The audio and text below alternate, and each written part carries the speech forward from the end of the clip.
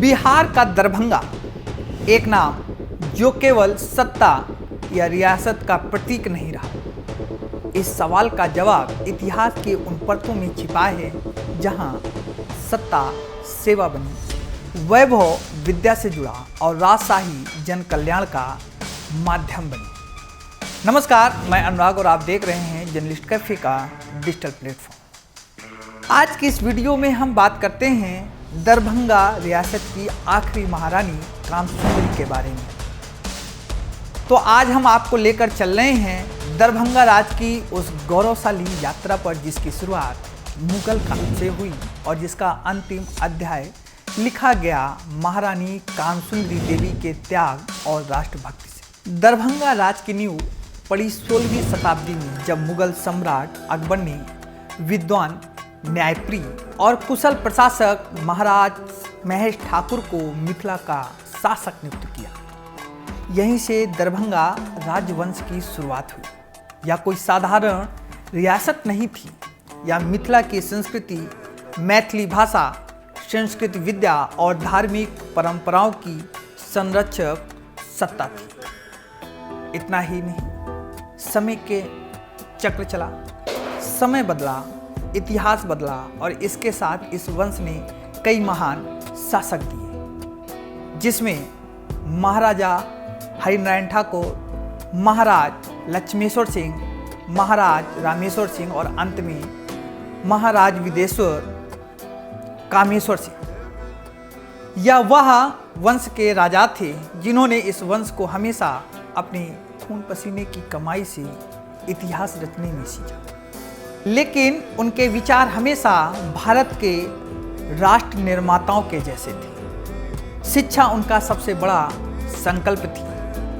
बनारस हिंदू विश्वविद्यालय, अलीगढ़ मुस्लिम विश्वविद्यालय, पटना विश्वविद्यालय, मिथिला विश्वविद्यालय, इन सभी के विकास में उनका अमिट योगदान है और यही कारण है कि भारत के इतिहास में हमेशा से दरभंगा को याद किया जाता रहा है।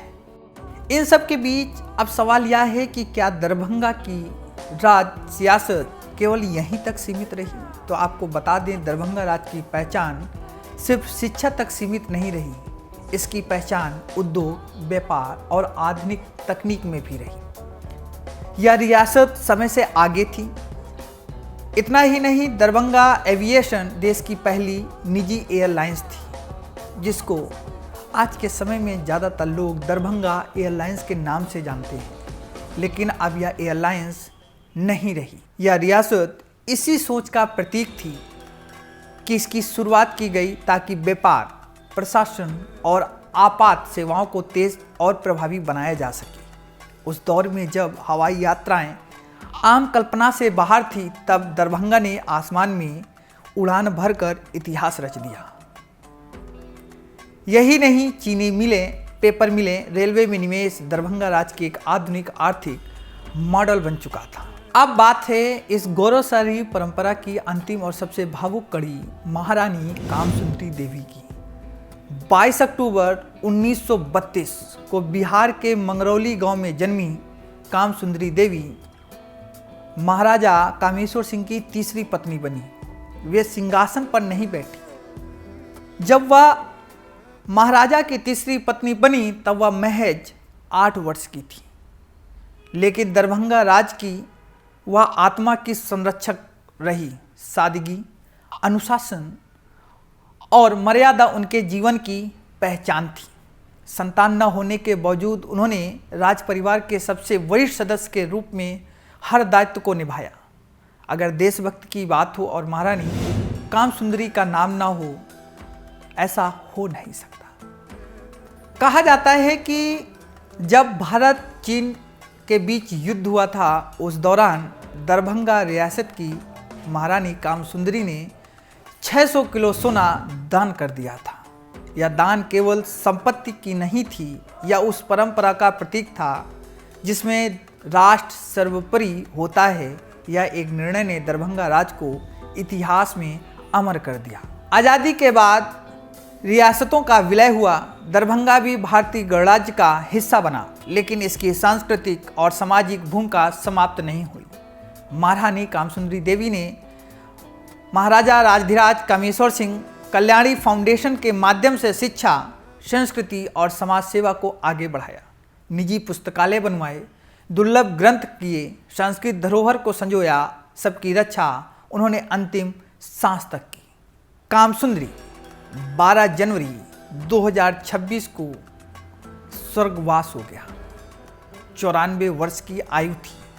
महारानी कामसुंदरी सिर्फ एक महारानी का जाना नहीं था, या मिथिला से एक स्वर्णिम युग का अंत था। आज दरभंगा महलों से नहीं बल्कि विश्वविद्यालयों, संस्थानों और संस्कृति से जीवित है, और इसी विरासत के केंद्र में हमेशा स्मरण की जाएगी दरभंगा की रियासत और कामसुंदरी देवी का नाम। इतना ही नहीं, बता दें कि बिहार हमेशा से इतिहास के मामले में अपना नाम रोशन करता रहा है।